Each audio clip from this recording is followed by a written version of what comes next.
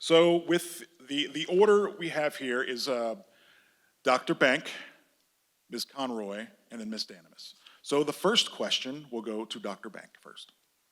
Why are you the best candidate for this position? As a physician, I have developed the skills of being a good listener and a collaborator. Physicians listen to patient issues, form an assessment with additional research if needed, and then present options of treatment or possible interventions, making the patient a collaborator in the decision-making process. This is how I plan to approach the constituents of Congressional District 5.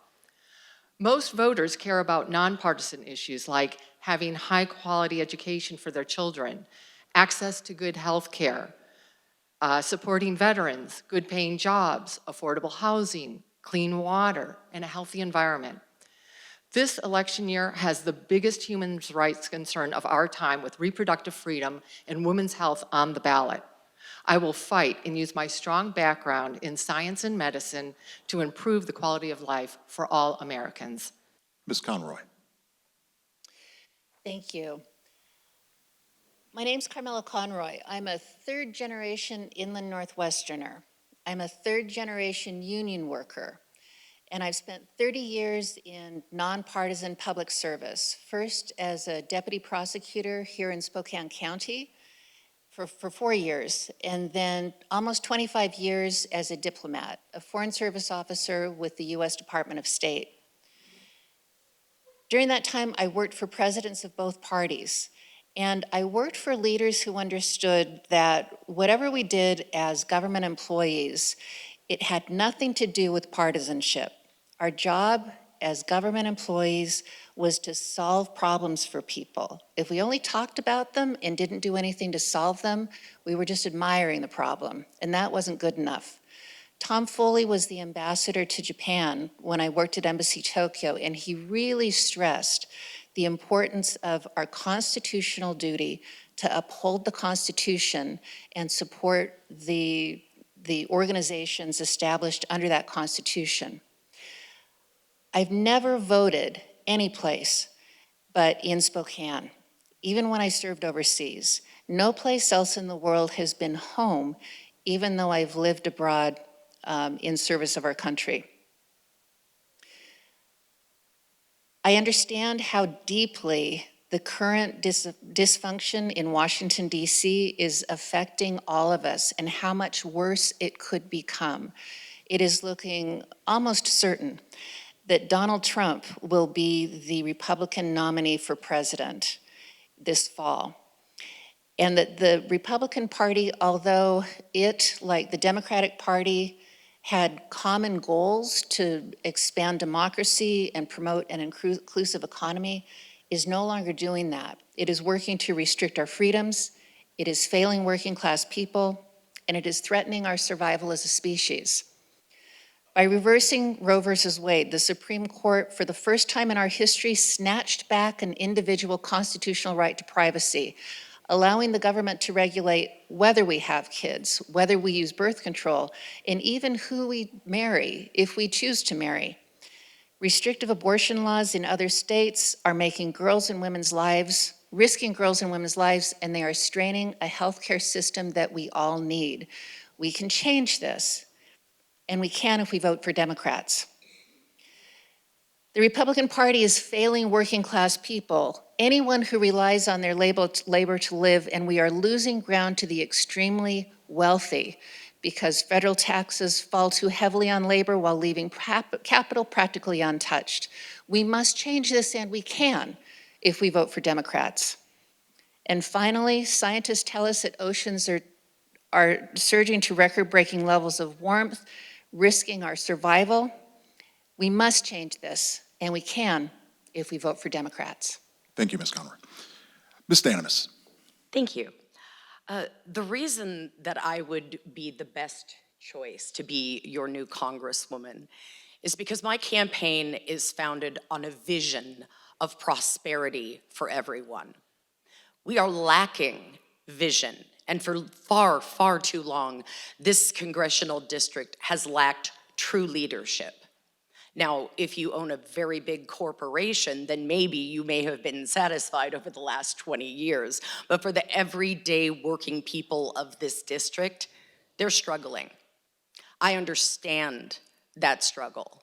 I grew up in a working class household which graduated to the middle class because my dad became a union worker. Unions built the middle class. And now they say the American dream is dead. I don't think we lack the dreams. What I think we lack is the opportunity to make those dreams a reality. And it really doesn't matter where you look, where you're from, or who you are. If you're not a multimillionaire, there is some level of struggle that you are dealing with. For the young people in this audience, it could be just the struggle of the tremendous amount of debt that they will face once they graduate school. For our senior citizens in the audience, if they don't have any other form of income. So many senior citizens, almost 50% that rely on Social Security, live in poverty.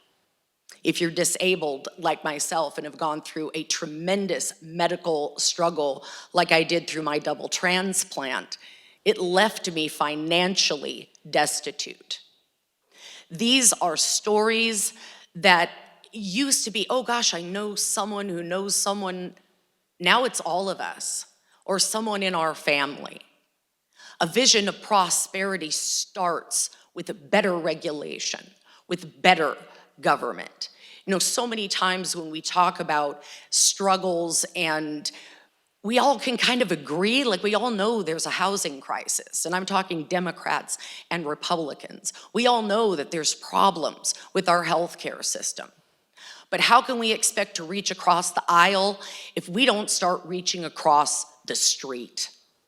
It's important that we choose a candidate in the primary that can reach across the street, that can touch people and communicate with them on the base level of their struggle, and to show them and guarantee them that we are listening to them too.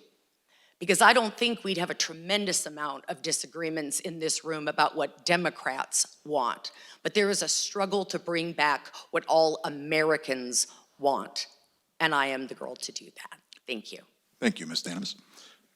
So you all have an option for rebuttal, even if that is an introductory statement. But I do want to identify that that question came from Dr. James Headley, political science professor at Eastern. Dr. Bank, did you want to rebut any of this? No. Ms. Conroy? No, thank you. Ms. Danimus? Okay. So question number 2, we're going to start with Ms. Conroy this time. This question comes from Eastern Washington's Native American Student Association. How are you actively supporting and listening to Indigenous people, and why have these processes not been happening until now? I'll start with you, Ms. Conroy. Thank you. I am working to reach out both to urban Indigenous people as well as to the tribes. I've spoken with folks at the Native Health Project and with other groups in private conversations. Part of the reason that the federal government hasn't grappled with Indigenous people's issues has been lack of attention. I think that the Biden administration's appointment of Secretary Deb Haaland as the first Indigenous person and the first woman to lead the Bureau of the Interior is a huge step forward for addressing longstanding injustices in denying Indigenous people the royalties that the federal government owes them for extractive industries and timber work and running cattle and other benefits that renters derive from Indigenous lands that have not been passed back to the people who own those lands. And I will be striving to make sure that the Indigenous people in our community, in our district, whether they're on the reservation or in urban areas, get the sovereign rights that are due to them. Ms. Danimus? Thank you. First and foremost, I'd like to acknowledge that we all stand on land that did not belong to us. But we need more than acknowledgement, we need action. The first thing that we have to do, the most important thing, is we have to start standing by our word. I am a person that says what she means and means what she says, and I expect the same from my country.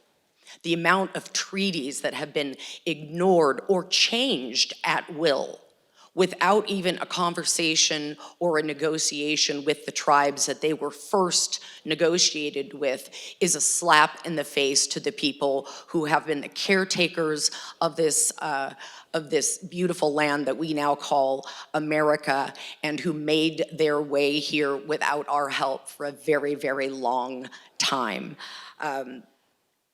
First and foremost, obviously, what is certainly an issue in this district is the salmon industry.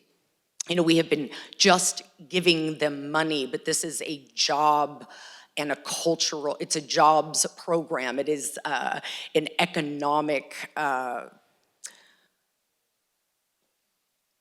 I just went blank. It's a vital part of their economy. That's what I want to say, as well as their culture. And so we have to make sure that we were honoring these treaties that we have made with Native people. The Treaty of New Akota, which was supposed to guarantee them a seat in the House of Representatives. This was ages ago, and they still do not have representation.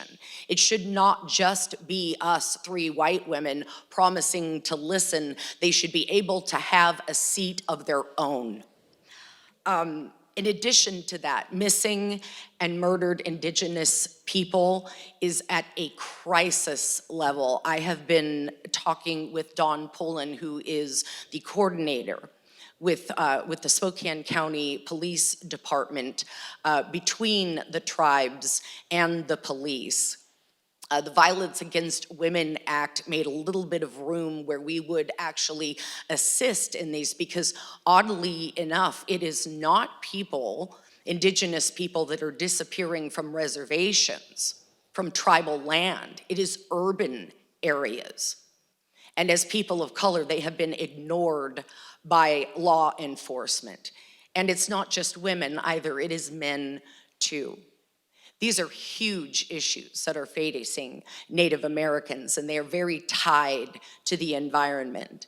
We have to listen, but we also have to start taking real action. Thank you. Thank you. Dr. Bank. Thank you. So any support starts with dialogue in any relationship, and in this case, listening to each tribe and its elders.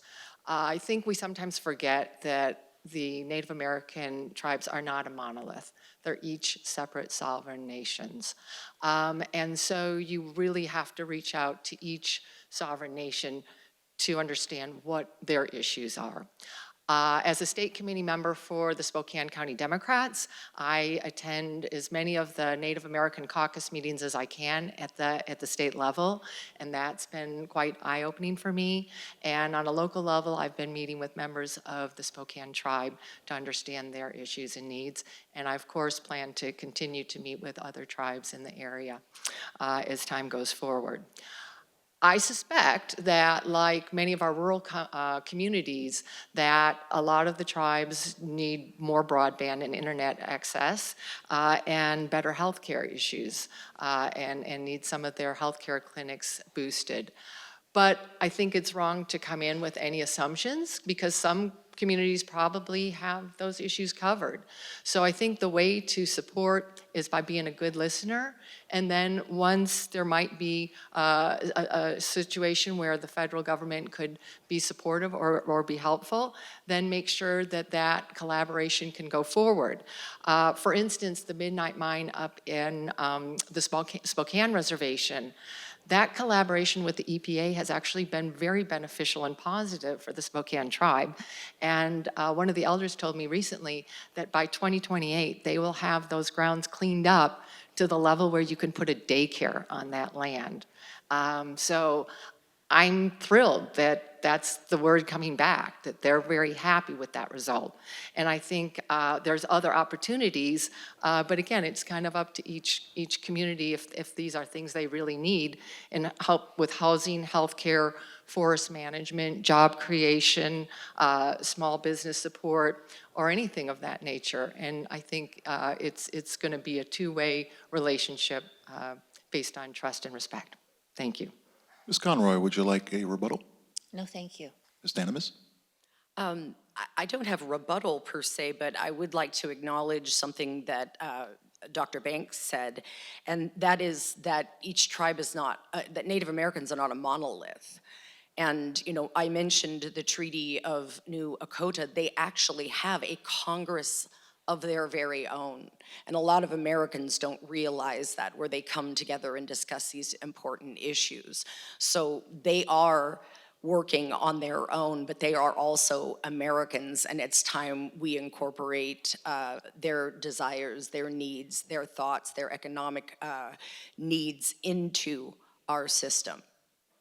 Under the 14th Amendment, Section 1, they have equal protection under the law, and we are not satisfying that. Thank you. Dr. Bank?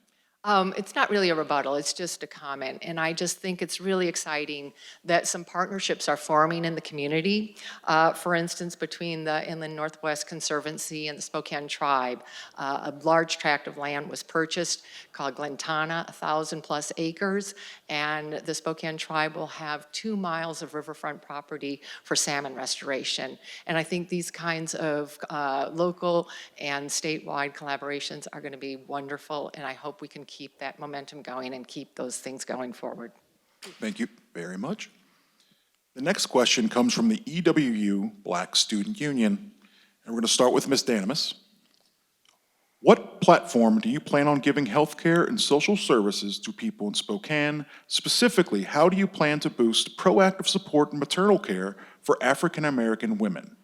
Healthcare is a huge part of my platform, having survived a double transplant. And the lack of care and the level of prejudice in healthcare towards people of color, especially African American women, is absolutely just heartbreaking. Absolutely heartbreaking. Their maternal mortality rate is almost 10 points higher than it is for white women. I watched the protests with regards to treatment of police and talking about Black Lives Matter. And as you read through the statistics, and I know my own personal struggles with healthcare, I often wondered why we weren't gathering in front of hospitals and demanding that they make Black lives matter as much as white lives. And I think that with regards to healthcare, especially in inequality, we have disabled people, we have senior citizens, we have people of color, Native Americans, and also rural Americans. And part of the reason for this is that we have a pay-to-play system. It is your money or your life. And because of the way that the economy has been structured in the United States, going back to its creation, if you are someone who has been treated as less in life, that only creates a domino effect, and it runs right through healthcare and almost any system where the federal government plays a part. If we can remove the profit margin, create a base level of healthcare in the United States, that means that an area that is affected by poverty will still have the same amount of resources available, because that would be the standard of care, not how much money can be gained from a particular community. So I think that it's unfortunate that so many of these issues stem back to money. And it is part of the reason that I've made the pledge not to take a penny of corporate money, because between pharmaceutical companies and private insurance companies, African American people, other people of color are fighting on so many levels. Now we also have to fight for health care. It's something that is often an afterthought, but it is so important because it is taking lives, and I will make that a huge priority once I become your next Congresswoman. Thank you. Thank you. Dr. Bank. The non-Hispanic Black maternal mortality rate in this country is 2.6 times the rest of the country.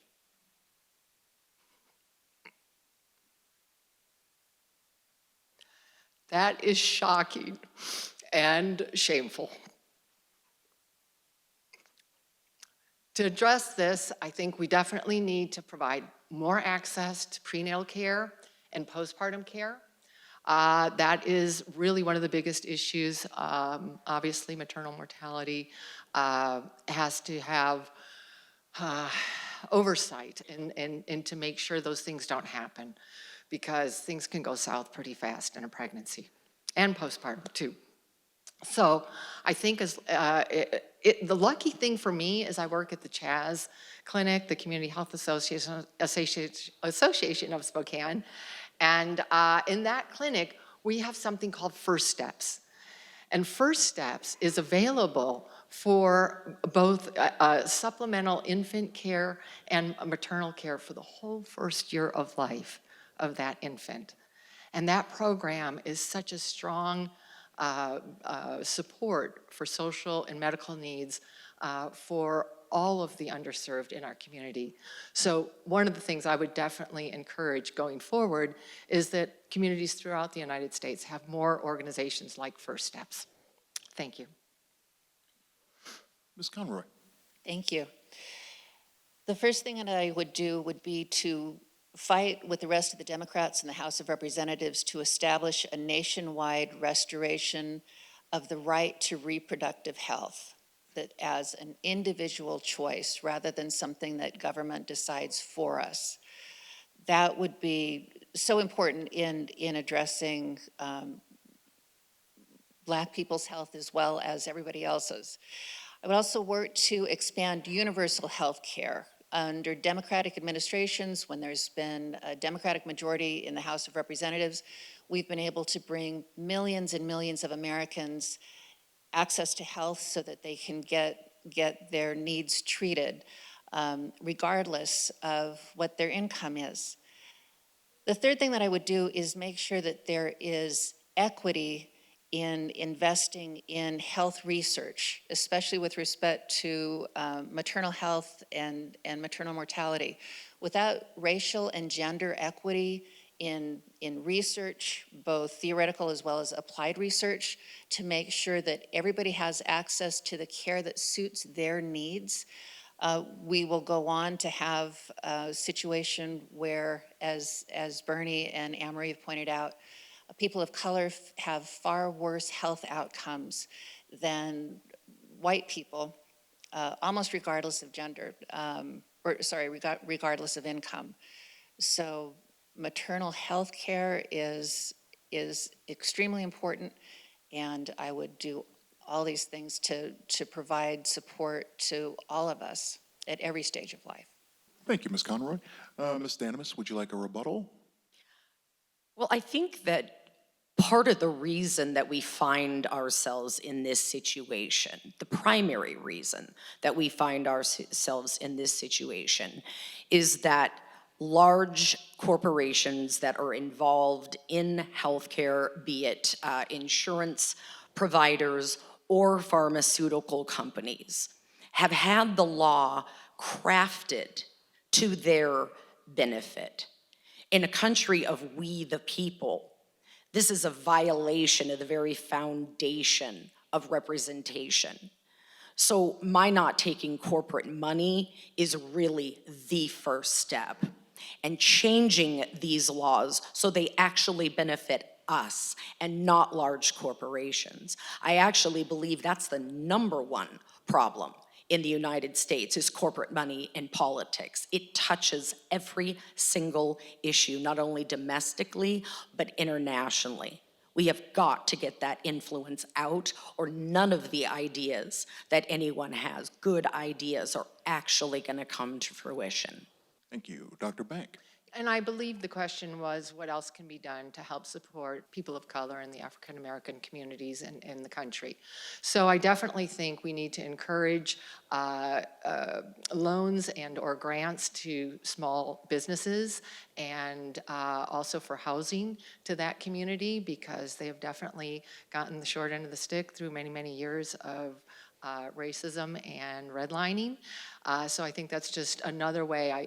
My heart and soul, of course, is healthcare, and that is probably one of the biggest areas of concern for me, and that does impact African Americans across the board. But I also think there's lots of other things that the federal government can be doing to help. Okay, the next question comes from our Student Democrats Club, and it will go to Dr. Bank first.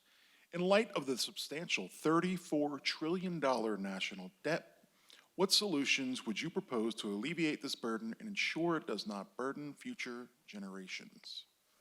Fiscal responsibility is tough for Americans. We really like instant gratification. We like to have it now. And we are not very good at saving or putting off for the rainy day. And so we are on track now to straddle our future generations with huge debt. And that we need to be thinking of creative ways to lower the debt. One of our largest expenditures is Social Security. We currently cap income at $168,000 for payment into the Social Security program. If you make more than that, you don't keep paying your 6.2%. Okay, that's not fair. And I'm with the unions and I say scrap the cap, right? We could get a lot more money into the system, and it's only fair that people at high incomes should be paid at least as much. So that is one way to do it. And I really think, even though it makes logical sense, I don't see it being easy for the country to embrace increasing the age. So I do not support that. But if the corporate tax rate is really supposed to be 21%, yeah, and the average American is paying 24.8%, and at the end of the day, a lot of these companies aren't paying anything. General Electric in 2023 had $7 billion in profit, paid zero taxes, and got a refund, right? There's something really wrong with that equation. So we really, really do need to fix the tax code in this country and get rid of a lot of those loopholes for corporations, because they should be really paying their fair share. Thank you. Thank you. Ms. Conroy. Thank you. There's sort of three overarching things that we need to do. One of them is to tax corporate profits at the same rate that we tax individual income from labor, tax individual wealth at the same rate that we tax individual income from labor, and I agree with Bernie, scrapping the cap is part of what we need to do.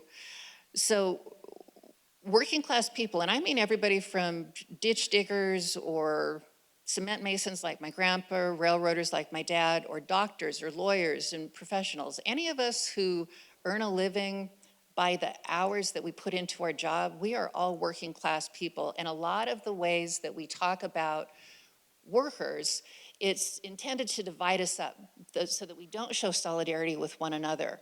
And so labor solidarity, which includes all of us who don't get to rely on an inherited trust fund, is what we need to do in order to bring tax fairness and revenue fairness back into government. We know that the corporate tax rate, the taxes on corporate profits are far lower than it is on individual income. And we also know that there's a lot of tax cheating that goes on.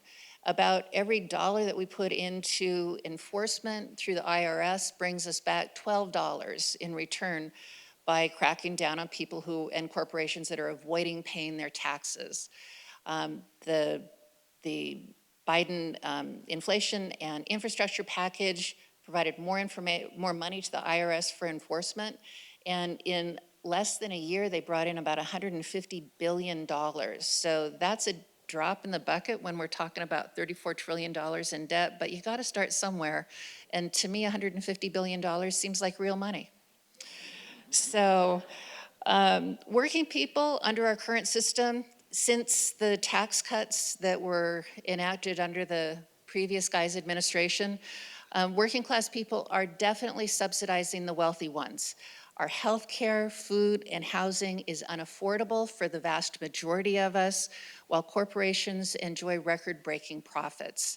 We have to change this, and we can do that if we vote for Democrats, and that's how we bring our national debt back, or our budget back into more of a balance.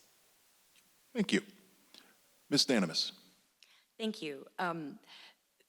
I appreciate the fact that in the question they didn't use the word crisis because the GOP loves to talk about the debt crisis.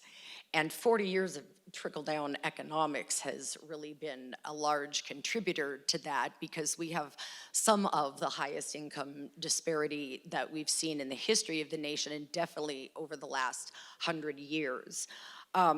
You know, the taxes that we pay on a regular basis really are to guarantee a control of inflation. We will never 100% balance the budget, and I actually think that we should get rid of that. The way that the GOP presents this argument spills into the way that Democrats talk about this argument, and we find ourselves in a dangerous situation there. Because the stock market is booming. You know, right now the US economy is the strongest in the world, but every day Americans are still suffering. Their personal economy, their personal debt is really what the crisis is in this country. We have a tremendous amount of people on social services, which is a very large chunk of what we pay every year. And the GOP's solution to that is to rip the tablecloth out from underneath people that are barely standing up. But if we do obviously eliminate the cap, I absolutely support that. And start paying people a living wage. This is going to reduce the amount of people that need an additional help. We make education more affordable. We make health care more affordable because 41% of Americans have medical debt. Our debt has come down a little bit. I absolutely agree we need to tax, not only tax large corporations a larger percentage, but also to eliminate some of the loopholes. Because what happened 40 years ago when they started lowering taxes is they didn't get rid of any of the deductions. And it's why we have over 100 corporations in this country that don't pay any taxes at all. This is a huge problem, and there's a lot of ways to address it.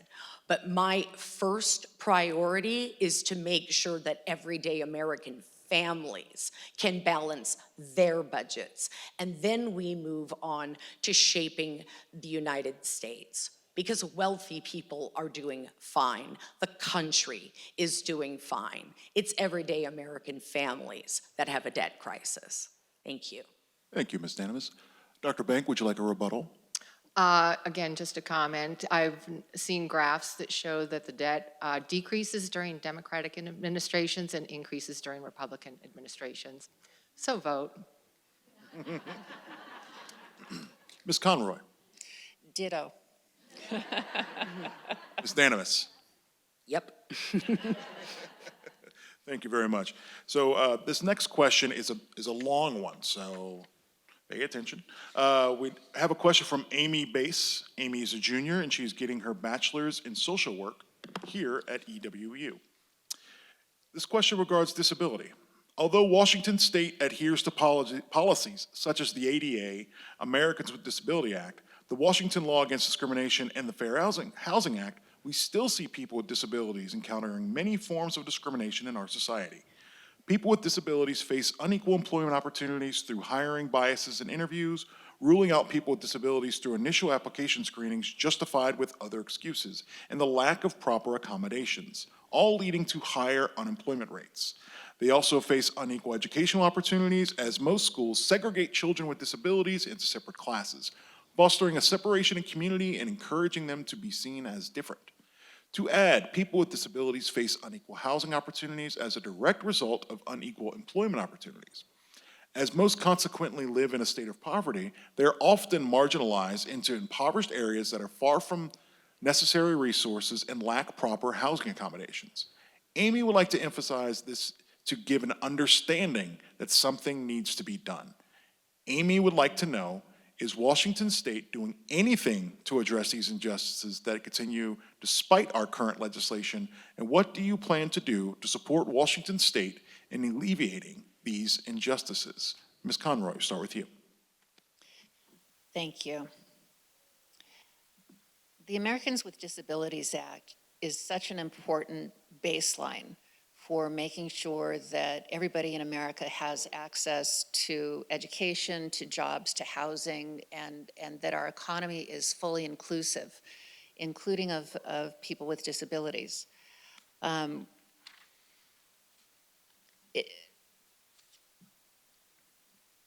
I was working at one of our booths at a community event, I was talking with kids about the American Disability Act, and these were older grade school kids. And I asked them if they knew anything that had happened as a result of the Americans with Disability Act, and they said, no, what? And I said, well, you know, the cutouts at the corners at sidewalks so that you can ride a scooter or a bike or whatever else so you can cross the street without having to pick your bike up or pick your scooter up. They're like, yeah. I said, well, those didn't exist when I was a kid. Those were put into place to remove barriers to people in wheelchairs, but that opened up an opportunity for everybody. And they're like, duh. Why wouldn't you? And they took for granted that there would be access, like a ramp that I would have thought of as a wheelchair ramp, but now to kids is just part of the regular landscape. And making access part of our regular landscape is better than it was when I was a kid. There's braille in elevators. There are tracks so that people with vision problems are able to move around more safely. But we also know that there is severe unemployment, especially in people with sight difficulties, for people with hearing disabilities, as well as people with mobility issues. And remembering that all of us at some point are likely to deal with a disability of some kind as we move through the world. So making sure that the Americans with Disabilities Act is fully enforced and that there is funding available, a federal fund that makes it possible for state and local governments to dip into that so that they've got access to a federal pot of funds to make accessibility possible for folks in the local needs, that match local needs, is what I would work on doing in Congress. Thank you. Ms. Stanimus. Yes. I'm the first candidate who is disabled that has run for this position. I've had a double transplant, but also I was diagnosed with type 1 diabetes at age 14. Through my transplant, I had 29 surgeries, 3.5 years of dialysis, 10 broken bones, dozens and dozens of seizures. I was in a coma for 4 days, and I almost died twice. When they resuscitate you, just little note, it hurts. I have been on the end of, it's interesting because I've been on both ends of it because I have an invisible disability, but for a while it was very visible when I was waiting for transplant. I have had people be so incredibly rude to me, dismissive, and you know, I appreciate the ADA so much, but I really feel like it is held up as, oh, well, look, we've done this on paper, but it really whitewashes the issue. Being disabled in this country, for the most part, is a prescription for poverty. It really is. I was on Medicare, Medicaid, disability, and food stamps. I didn't have the energy to raise my hands over my head to wash my own hair. If your mom's hard of hearing, make sure that she knows you're in the bathtub, by the way, because if you can't get up, that can be messy. We have 1 million people in this country that are permanently wheelchair bound, and yet we only 1 million. And we don't supply any funds to build ramps. You can only make so much money, but if you add that with disability, it's still poverty level. Yes, we need job opportunities. We need the disability program to actually represent what the real life struggles of people who live with disabilities, actually to match that. The entire system is set up to keep you off of it. So we need a reboot from top to bottom, because the services that the government provides, if they can actually lift people up to a certain level, they can work. They can live regular lives. They will be able to access things. But there are literally hundreds of thousands of Americans that are homebound because they're disabled. This is incredibly abusive. And I know, as someone who has lived it myself, it's not only a priority, but it's something that I'm already working on. Thank you. Thank you. Dr. Bank. Thank you. So it kind of surprised me to remember that it was President George Bush who enacted the ADA law in 1990. And that's been in place for 34 years. I think we've made a lot of progress. Carmela kind of highlighted a number of the opportunities we have in the community to assist individuals with disabilities. But obviously, based on our social workers' comments, there's a long way to go. The 6th Legislative District recently had a guest speak at our meeting, and this was Chris Rakedahl, who is the Superintendent of Education. And I think one part of the question was, what is the state of Washington doing to make things better? And let me tell you, we all need to support this man, because he's doing it. He's doing it in the education system, and he's making sure those services come into the schools, and he's making sure that the educators who assist in teaching children with disabilities have the support that they need. I have an acquaintance who has 4 children, and 2 are adopted, and both have special needs issues. And he said, if the public schools didn't exist, my children would have nowhere to go. So I think that for the state of Washington, kudos to having somebody on the side of education continuing to provide that kind of support for at least the young age group. Thank you. Okay, chance for rebuttal, Ms. Conroy. Yes, thank you. It's obviously a problem, a challenge that we all face. I would like to mention that Senator Patty Kuderer is running for Washington State Insurance Commissioner. That's somebody you should definitely match your ballot for. The State Insurance Commissioner doesn't get a lot of attention, but that may be the most important office you've never heard of. So make sure you vote for Patty Kuderer for that. Please also bear in mind that of the many attacks by Republicans in Congress on the American, not the American Disabilities Act, but the Affordable Health Care Act, one of the main things that they try to take away is access to care for pre-existing conditions. And for people with any sort of a disability that they've had from birth, they would run out of care from the moment of their birth if the Republicans had their way. So definitely vote Democrat for that reason, if for nothing else. I thought I was going to have a third point, but I'm going to stop there. Oh, give blood, American Red Cross. That's the one donation I'm going to request. I'll allow it. Ms. Danimus. Thank you. You know, one thing that I think we need to do too is we need to educate. I do sit on the Washington State Democrats Disability Caucus as a member. And, you know, if you don't know of someone and you haven't seen it, has anyone ever broken their leg? Has anyone broken their arm or just had, you know, a surgery? And how long does it take you to recover? You can't, you know, cook for yourself. Maybe you can't drive for yourself.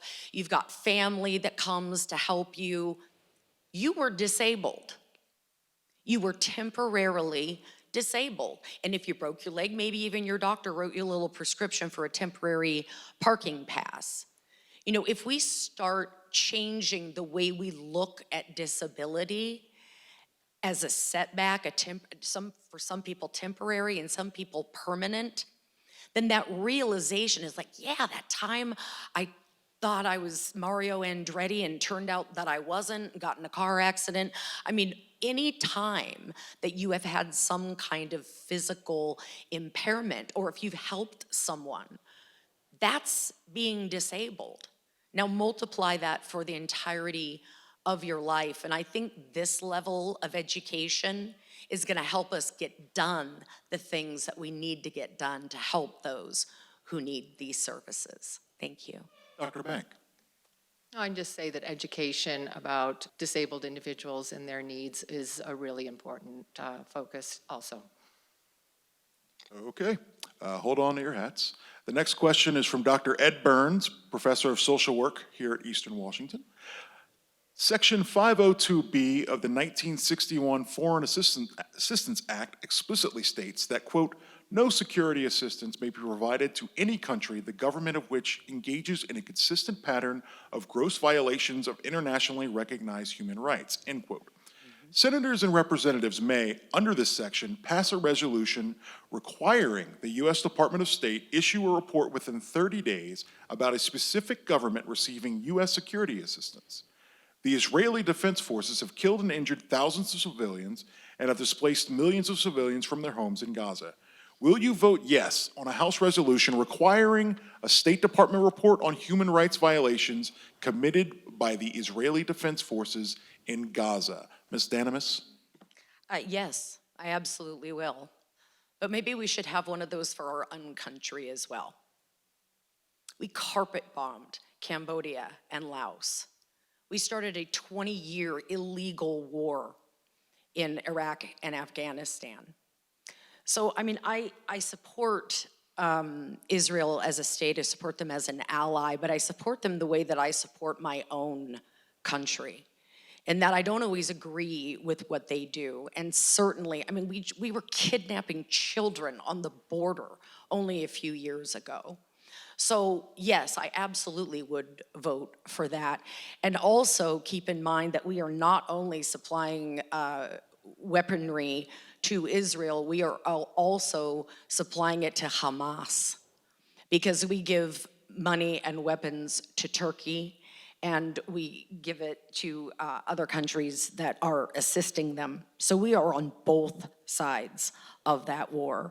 It is really time that we start embracing the humanitarian ideals that we claim to stand for. But when it comes to the war machine, I mean, I'm sure you've all heard this, war is business and business is good. We spend $515 billion on our defense budget, but the military-industrial complex makes $818 billion, because when we give money to Israel, that money has to be spent on with U.S. corporations. There is money behind all of this. So yes, I'll vote for it, but I will also vote to make sure that our own country is keeping its powder clean, so to speak. Because when we point fingers at other people, you know, they say for or pointing back at you, this needs to be approached in a global perspective. But yes, I would absolutely vote for that. Dr. Bank. So I would support not sending additional aid that's unqualified. Red lines must be enforced. I call for an immediate ceasefire predicated upon the release of hostages. I also believe that Senator Chuck Schumer is right and that the Netanyahu government is no longer tenable. But that doesn't mean Hamas and their terrorist tactics are in any way acceptable. First steps here for that crisis is humanitarian aid, release of all hostages, and a ceasefire. Thank you. Ms. Conroy. Instead of asking the Department of State to produce a report on atrocities by the Israeli Defense Forces, I would continue to support the State Department and the CIA pursuing all possible diplomatic paths to end the conflict in the Middle East. It is a humanitarian disaster, and that has to stop, including working through the United Nations and other multilateral organizations to get both sides to that conflict to stop killing innocent civilians. Part of the problem, of course, is that neither Benjamin Netanyahu nor Hamas believe in a two-state solution. Each of them wants to commit genocide against people on the other side of the conflict, and neither of those is acceptable. I would also focus on reinstating just as quickly as possible American financial support to UNRWA in order to ease the humanitarian crisis of the Palestinians, both in Gaza, the West Bank, as well as other parts of the Middle East. And I would also do everything possible to expand peace negotiations between Israel and its neighbors so that Israel can stop feeling that it is so insecure in its existence. And I do believe that continuing the conversation with the Saudi leadership to recognize Israel and find a lasting peace in the Middle East is what everybody in the region and beyond needs. Okay, first rebuttal, Ms. Danimus. I obviously agree that diplomacy should always be the first order of the day, but the House of Representatives holds the purse strings. And I think that we have not set standards on the money that we give. I think there's too many backdoor deals going on. I don't 100% trust the State Department to be making decisions that are in the best for humans, for humanitarian efforts. I mean, our hands are dirty. And obviously what Israel is doing right now is horrendous, but there needs to be higher standards with regards to rules of engagement, how we assist other countries, and we need to put people first. Am I for Israel? Am I for Palestine? I'm for people. People first. Thank you. Dr. Bank. I second that. In terms of I am for people first, absolutely. That's a great comment. Thank you. Ms. Conroy. Nothing further, thank you. Okay. Our next question is from Paige Hughes. Paige is a senior at Eastern and is majoring in political science. Her question is, gun violence has reached a point of crisis in the United States. What would you propose to do to change the impact of gun violence whilst respecting the Second Amendment, starting with Dr. Bank? So given that our regions are so similar, I take my lead from the senior senator, Democratic senator from Montana, John Tester, and I strongly support strict background checks and enforcement of red flag laws. And also laws that are already in place need to be enforced. And a report came out from 2023 that our gun violence rates are down 9%. And that report suggested the reason is because laws that have been on the books were actually being enforced. So I think we need to keep pushing on that. There are other measures I think that could be worthwhile looking at. Personally, I think every home that has a child 18 years and younger should have it mandated that their guns have to be either locked in a safe or have the safety lock on the gun at all times. And if that is not happening and something untoward happens with that gun, the owner has to be held responsible and accountable. I also think that there should be longer wait periods for getting a gun. I think that would help, and that would help decrease the gun violence, because we know that a large percentage, over 54% of gun homicides are actually suicide. And I think having a wait time would really benefit decreasing those numbers.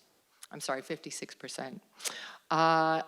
The other thing that could be very beneficial is trying to lower the amount of bullets in the magazines, so limit the large capacity magazines. And that's kind of a number of my suggestions for helping with gun control. Thank you. Ms. Conroy.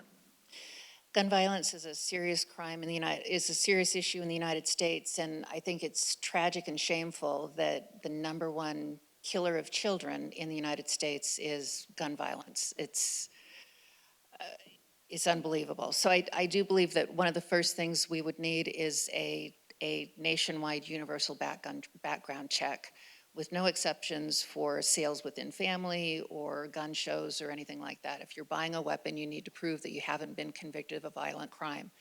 And there should be federal incentives to make sure that local law enforcement agencies, as well as federal law enforcement agencies, including branches of the military, mandatorily report when people have been convicted of violent crime that would restrict their access to a weapon.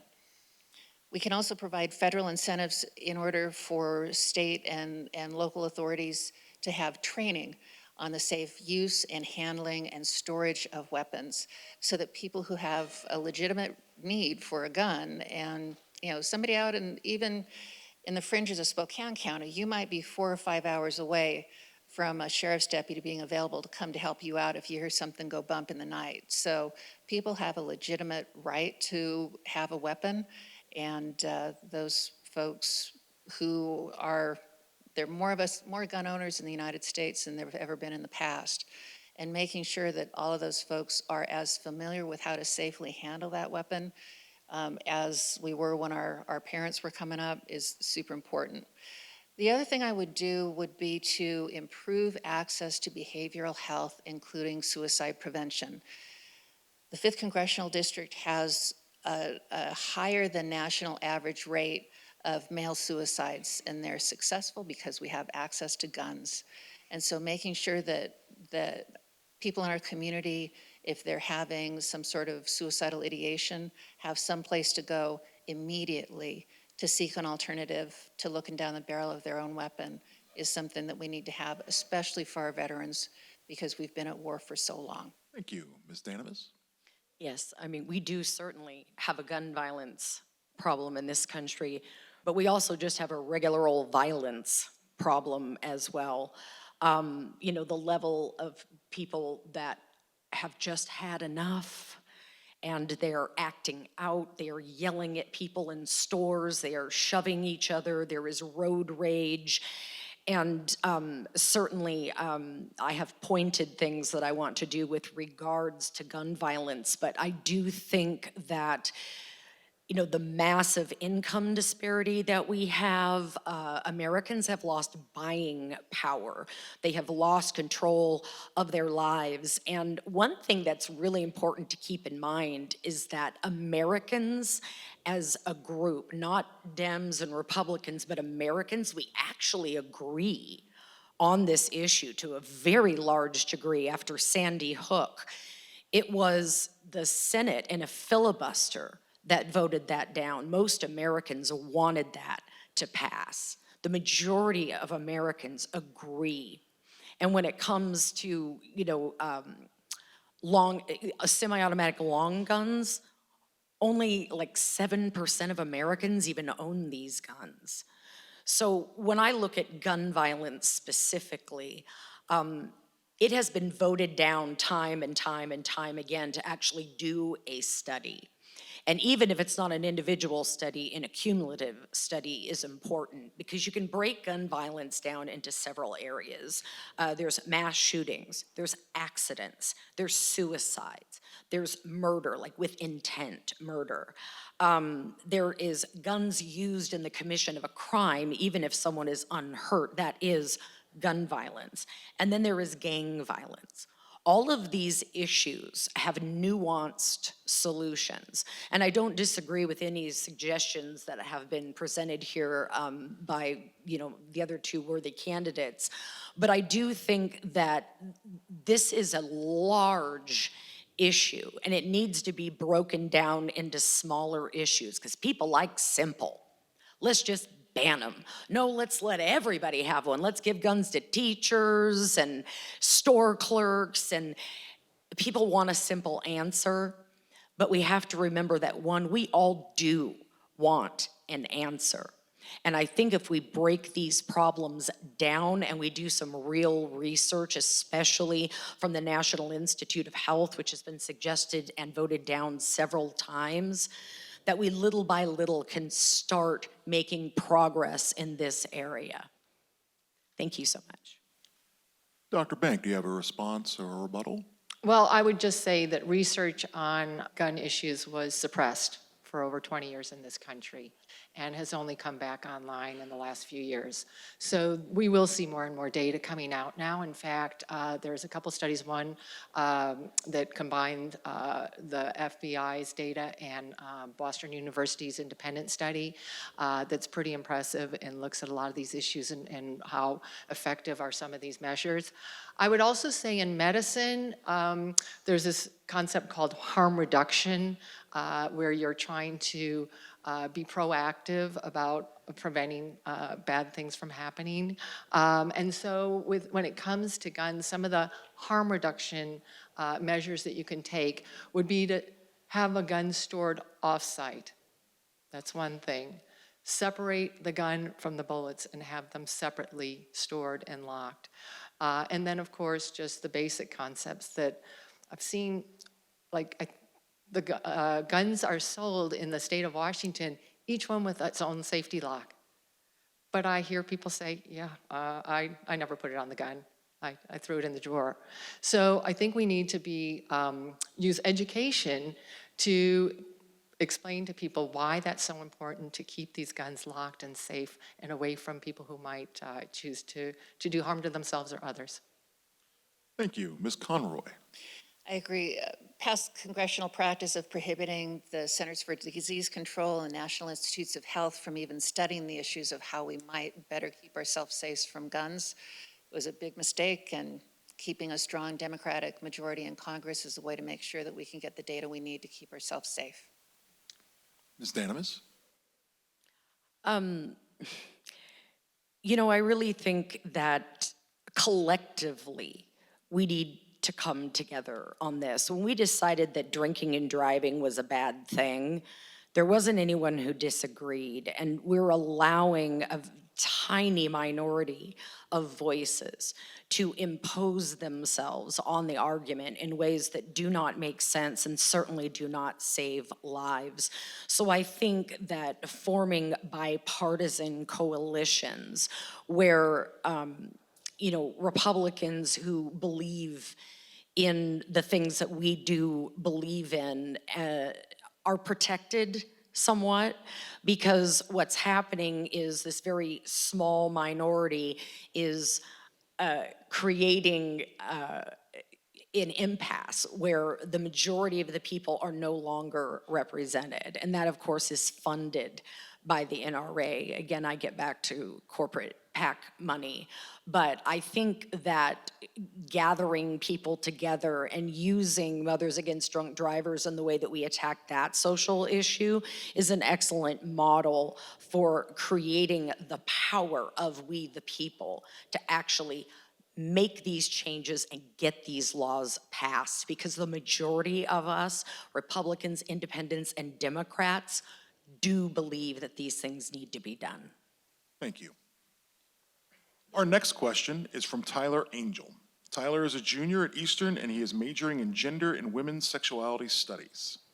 The question, What further actions would you take to protect bodily autonomy in Washington in response to national anti-abortion and anti-trans backlash? Starting with Ms. Conroy.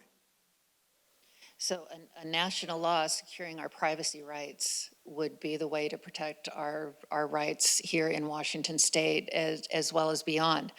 As I mentioned earlier, the women and girls are coming from Idaho to access our health clinics here in Washington state and Eastern Washington because they can no longer trust that their doctor can give them the support they need to help them through a pregnancy.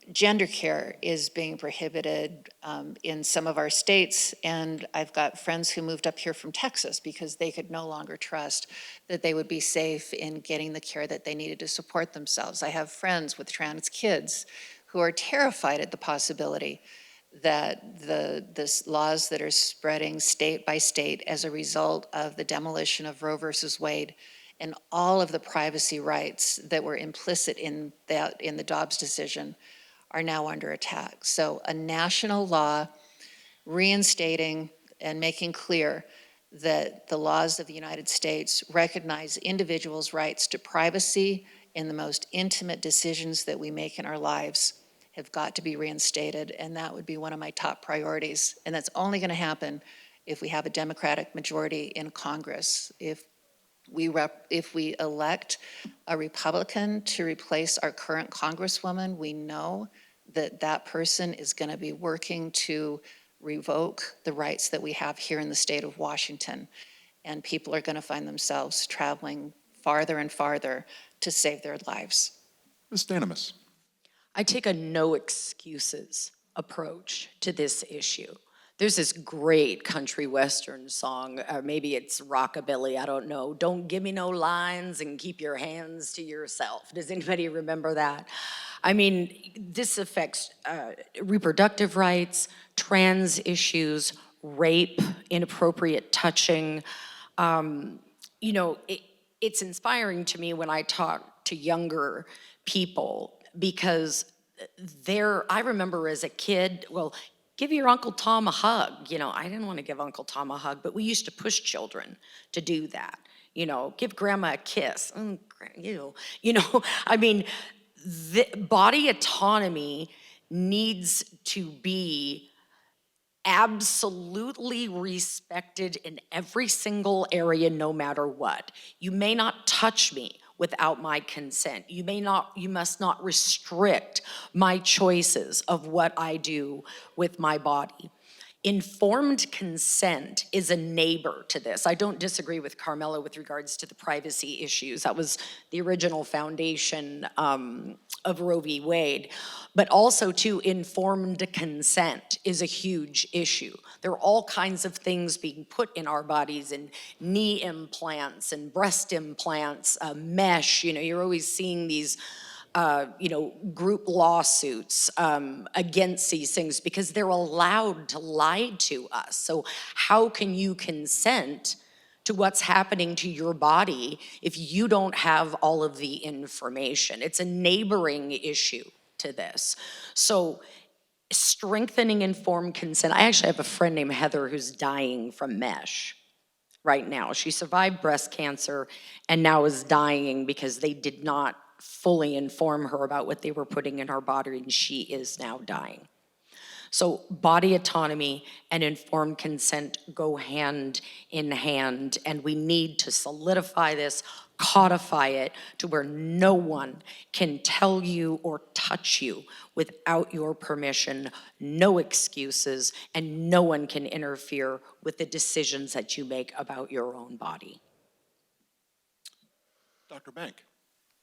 Probably a lot in this room heard in August of 2023 that the Vanderbilt University Transgender Clinic released records to the state of Tennessee without consent. I mean, how long have we been hearing about HIPAA? Privacy, privacy, privacy, right? This is the trend, right? And we need to take that back. As far as the general topic of bodily autonomy and women go, on June 24th of 2022, the Supreme Court of the United States overturned Roe v. Wade with the Dobbs decision. This has been devastating for women and their families. Women's health is family health. Men and children are also suffering the consequences of Dobbs. I have a friend that does locum tenens. She goes to other states and fills in when providers are out. She was in North Dakota before Christmas, and a woman who was 18 weeks pregnant came in. Ruptured membranes, tender uterus, white count going up.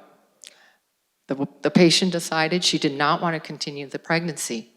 But now in North Dakota, instead of going along with those decisions, my friend had to call another provider.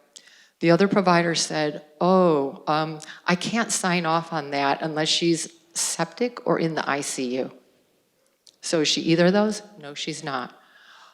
Okay, we got to try and transfer this patient out then. So through a long process, the patient finally ended up getting up to Minneapolis, a 10-hour drive for the husband. The husband said, this is crazy. Why is this happening to my wife? Yeah, why is this happening to his wife? She did ultimately get care, but it took a long time of phone calls and hassles to get that care. This is happening over and over and over in our country. Each woman needs the freedom to decide if and when they want to start a family. This is a very personal decision, and no one else should be making this choice for women. I would not have wanted someone else to make that decision for me, and I certainly cannot make those decisions for anyone else.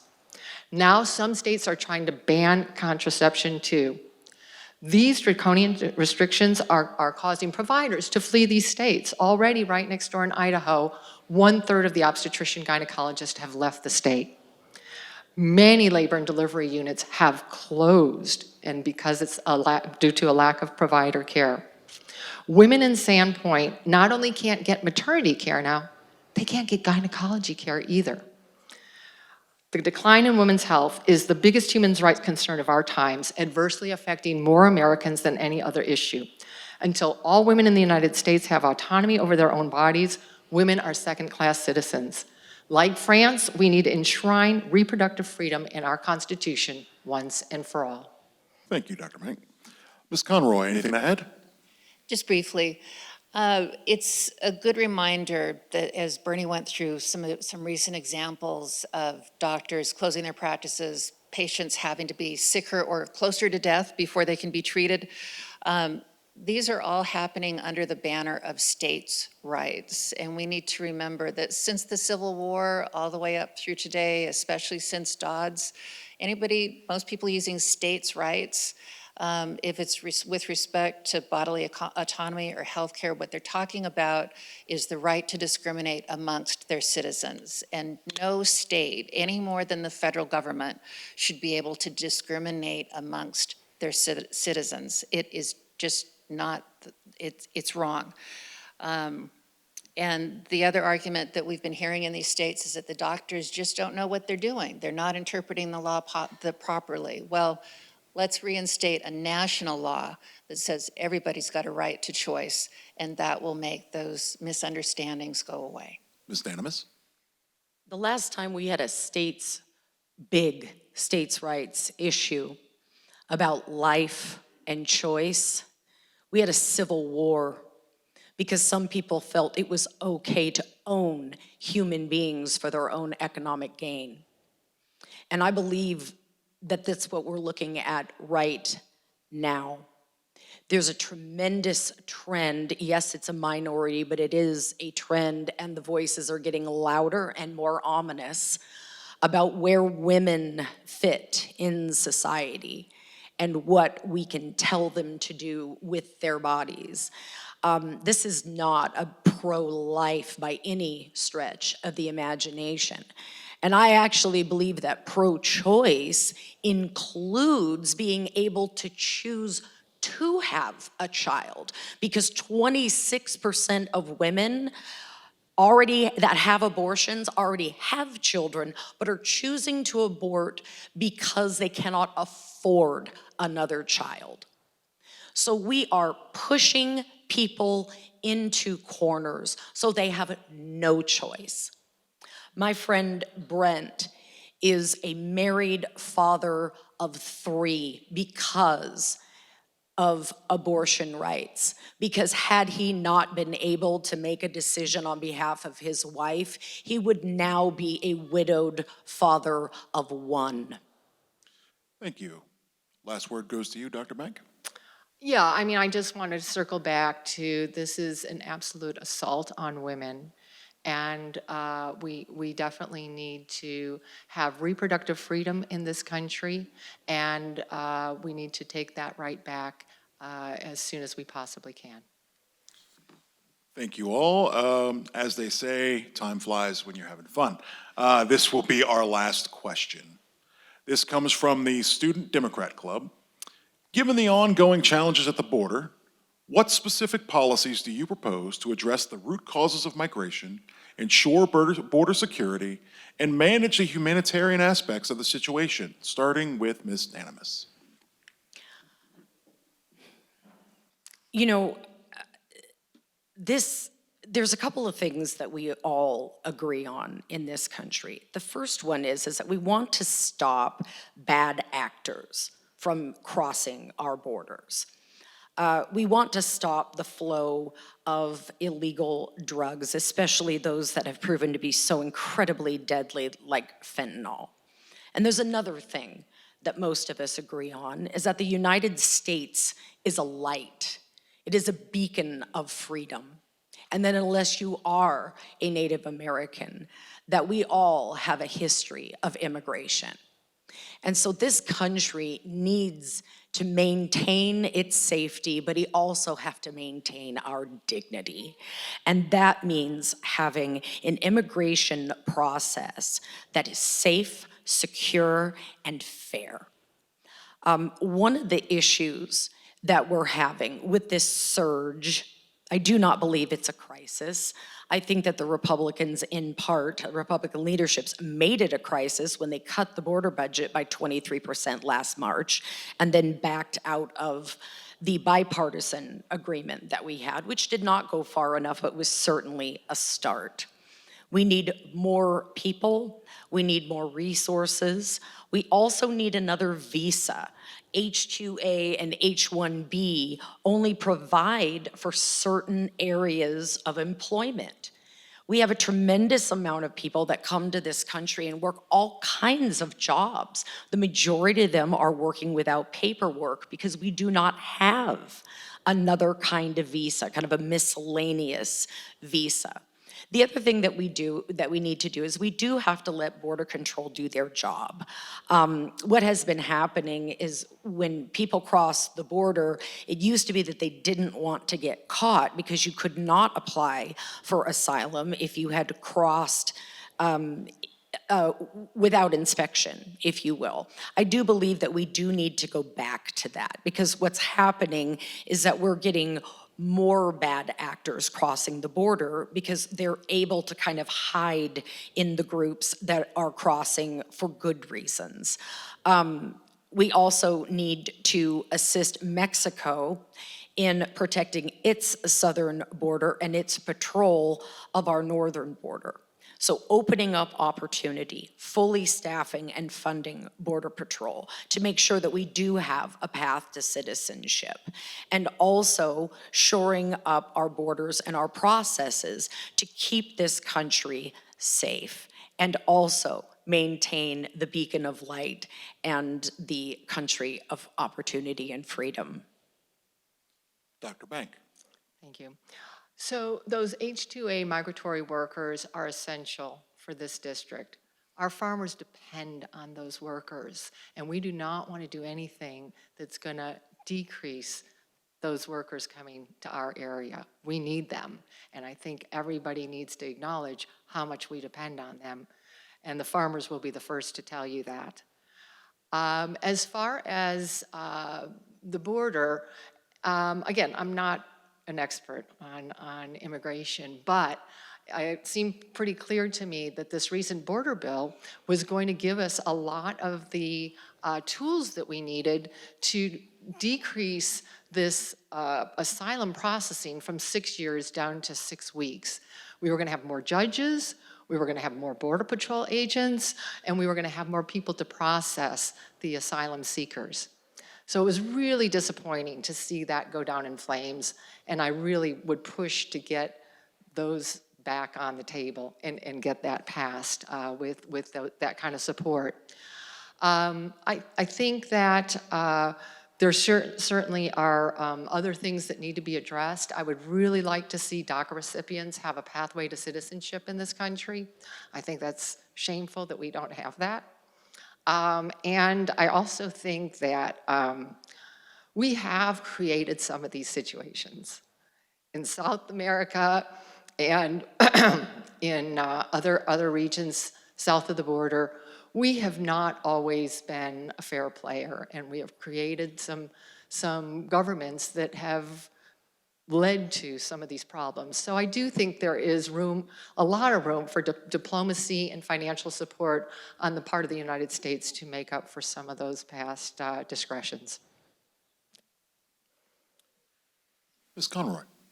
Tim, I'm going to have to ask you for what the third question was. I love three-part questions, but I heard root causes, border security, and, Manage the humanitarian aspects of the situation. okay, great, thank you. So the root causes of immigration, they're push factors as well as pull factors. The pull factors are that we have the strongest economy in the developed world today, and we have a need for labor. And so we want people to come to our country to work and do the essential jobs that we need to have filled. And people know that. And so we've got pull factors inviting people to come, and we want them to come. The push factor that we have is that there's a climate emergency going on worldwide. And so there are people who used to be able to farm in their own country. They used to be able to fish on their own island home, and those homes are disappearing. And that's happening on the fringes of the United States as well as in other countries as well. People are being pushed away from their homes to safer spaces where they have survivable climates. We've got, miles of Louisiana coastland disappearing every day, as well as Native Alaskan communities no longer able to live in their traditional homelands because they've no longer got permafrost. With respect to border security, as my colleagues have stated, there was a bipartisan border bill, one of the toughest bills in years, that was presented by Senator Jim Lankford of Oklahoma, and the House and Senate Republicans decided they weren't going to go with that because their cult leader told them not to. So if anybody says that, anybody tries to claim that the border crisis is somehow the result of the Democrats in Congress or a Democratic administration, no. It's because there's somebody who wants to lead the United States who would rather preserve a problem as a political tool than solve a problem, and that's just wrong. Then finally, with respect to the humanitarian aspects of this issue, it is a terrible situation because of the lack of staffing and because of laws, the lack of laws that keep up with America's needs for people. We can't get people that we want to come in as quickly as we want them to come, as quickly as we can, and we can't turf people out as quickly as we want them out because we don't have the people and we don't have the systems in place to be able to make those assessments quickly and efficiently and let people get on with their lives. And that's what Congress can do. We hold the purse strings. It's a matter of getting in there, working across the aisle, and making sure that city folks, rural folks, all folks get the decisions that we need to be able to move on and make our economy inclusive and getting back to work for all of us. Thank you. Anything to add, Ms. Danimus? Yes, I think on this issue in particular, the GOP has, all due respect to Carmela, there is no working across the aisle on this issue. But I do think that, as I mentioned before, we can work across the street. When I speak to Republicans, what they say to me foundationally is have them come legally. And then when you start to explain to them how the system has broken down, in essence, at least more moderate Republicans who like to have conversations about things, they start to understand. I mean, certainly everything that we've talked about today, they are complex issues, but we have seen a breakdown in government. Government is not governing anymore. It's like 535 Instagram models arguing about things. This issue has been caught up in rhetoric. And again, rhetoric is adversely affecting people's lives. The only way that I believe that we can maintain that beacon and to ensure humanitarian treatment, to make sure that we are opening paths not only to citizenship, but also to fulfill the 7 million jobs that we have available, is to make sure that Democrats are leading on this issue. I feel that the GOP in this area, at least leadership, is completely useless. Dr. Bank, anything to add? No, thank you. Ms. Conroy? No, thank you. Okay. With that, that was our last question. All three candidates will have 5 minutes to speak freely. Before that, I'd like to thank all three candidates for coming. I also, as a first-time moderator, appreciate everyone kind of sticking with the rules. And just a reminder, in your final statements, no fundraising, no encouraging people to get on your website or anything along those lines.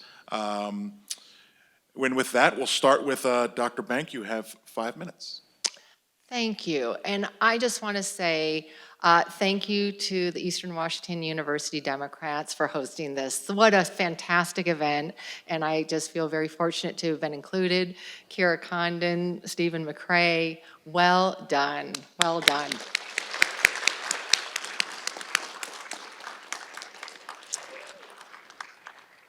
It is clear that this now being an open seat, the area is really energized about this election. I really, until Dobbs, didn't feel like I had a strong enough reason to do what I'm doing now. This is a lot of work and a lot of time. And a lot of you that have been on these campaigns before understand that.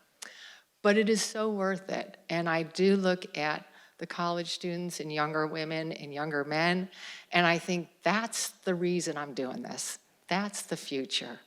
Those are the people who are really going to have the biggest consequences and the longest term consequences from a lot of these decisions that are being made, particularly against women. But like I said, it affects men too. I started the gynecology department at the Spokane VA. And I really am proud of that experience. I ran that clinic for 5 years. So veterans are near and dear to my heart. And I really feel it's important to continue to support veterans because they signed up and put their lives on the line for us. We owe them. We promised them they would get good health care, and they deserve that. And we need to follow up on that, and we need to make sure they continue to get good health care. The VA system is a fascinating organization because it is the largest healthcare provider in the world. I mean, it is a juggernaut. And in part, what comes along with that is the fact that the VA can negotiate pretty dang good low rates for prescription medications because they are negotiating on such a large scale. So there are things we can learn from the VA. Veterans have an over 80% approval of the healthcare system and the health that they get. And that's pretty impressive. And a lot of studies have shown that the outcomes are actually better in the VA system than in the private sector. So I would just say for my issues, yes, women's health care is my primary issue. Veterans health care is huge for me. I definitely want to see more infrastructure come into the area. I would like to see us tapping into some of that $1.3 trillion infrastructure bill to bring passenger rail back to this area in a bigger way. I would love to see the light rail line that was kind of being talked about 20 years ago. I would love to see that come back up from Spokane Airport out to Coeur d'Alene. I'd love to see passenger rail from Spokane up to the Canadian border. And there's so many other things in this region that we really need to be addressing. Let's talk about the forever chemicals and PFAS out in Airway Heights. We are just now learning about that, and we're learning that 50% of those wells are contaminated, and those people have been drinking that water for years. We need to make sure we are doing anything and everything we can to be proactive from this point forward in terms of keeping things a little safer for our communities. And we're going to see that spread throughout the country because these are those fire extinguisher foams that came off of both Fairchild Air Force Base as well as the Spokane Airport. And we've got a lot of military bases in this country, and we've got a lot of airports. So it is, and Deer Park is already testing positive. So again, I just want to thank everyone for being here today. This has been a wonderful experience for me, and I really appreciate both Carmela and Anne Marie. I think they're so intelligent. Thank you. And I'll leave it at that. Thank you. Okay, Ms. Conroy. Thank you. I too would like to thank the EWU Student Democrats, Steve McCrae and Kira. It's fantastic that you're hosting this. I know that it's a lot of work to advertise and reserve the rooms and get everybody lined up and set up fair rules. So thank you for that. And please, having run a local party organization, I know that it takes time and money. So I'm going to write a check to the EWU Student Democrats on my way out the door, and I hope everybody else here who can afford to do that will do the same.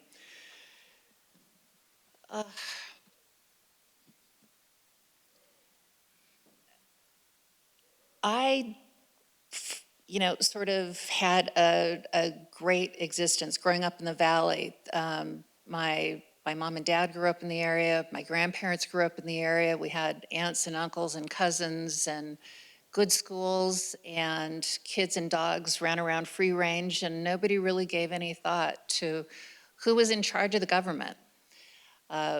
We paid our taxes. We voted. It was my parents raised all of us to believe that we should participate, we should take care of our community, we should look after one another, and all of us are created equal. And I went into government and public service without much thought at all about which party was in charge, because my experience both at the Spokane County Prosecutor's Office as well as with the State Department when I started all the way back in 1996, was that it didn't really matter who was in the White House. I was still going to be able to uphold my oath to defend the Constitution from enemies domestic and foreign, and that regardless of whether the President of the United States was a Democrat or a Republican, they were focused on the same goals. That in order to form a more perfect union, establish justice, ensure domestic tranquility, provide for the common defense, promote the general welfare, and preserve the blessings of liberty, not just for ourselves, but for future generations, is something that both parties work toward. You just had different ideas about how to get there. But that's going to be true anytime you've got more than two people thinking about how to solve a problem. So it didn't bother me, it didn't concern me that there were two different parties with two different ideas about how to get to the same goal. We are in a different situation, have been since about 2017. And I watched that from inside the federal government. There have been countries where I've worked where persuading politicians to do the right thing meant that we had to point out to them very explicitly how they personally and their families would benefit from a change from the status quo. And sometimes when I went back to Washington, D.C., we'd have desk officers who'd say, well, why don't they understand that doing this for their people would be great for all of their people, for the entire population they represent? And I'd say, well, it's not the way we think about it in the United States. They're used to thinking about it in terms of what's in it for them specifically, what's in it for their family specifically, what's in it for their specific religious sect. That's how it works in their world. And we haven't experienced that here in the States. Well, we are experiencing that now. There are extremists in the Republican Party who only want things to work if it works for them specifically. They only want it if they personally are going to be able to pocket a benefit, and they don't care the impact that it has on the rest of us. They want to control women. They want to keep people who are not of a particular sect of Christianity from having freedom of religion. And that's not what I signed up for when I swore the oath to uphold the Constitution and defend it from enemies, foreign and domestic. I am running for Congress because I believe that we are at a really important turning point in our nation's life, and making sure that we continue working towards our aspiration of being a democracy that works for everybody, an inclusive economy where everybody gets equal access regardless of race or gender or religion. That's what we should all be working for, and that's what I want to get back to. And I hope to represent you all in Congress starting next year. Thank you, Ms. Conroy. Ms. Danimus? Thank you. Clean air, clean water, an affordable education, not avoiding the doctor because you can't pay the bill, going out for a job and knowing that you're going to be able to pay your rent and put food on the table, buy your kids new shoes for the upcoming school year. That's the American dream, isn't it?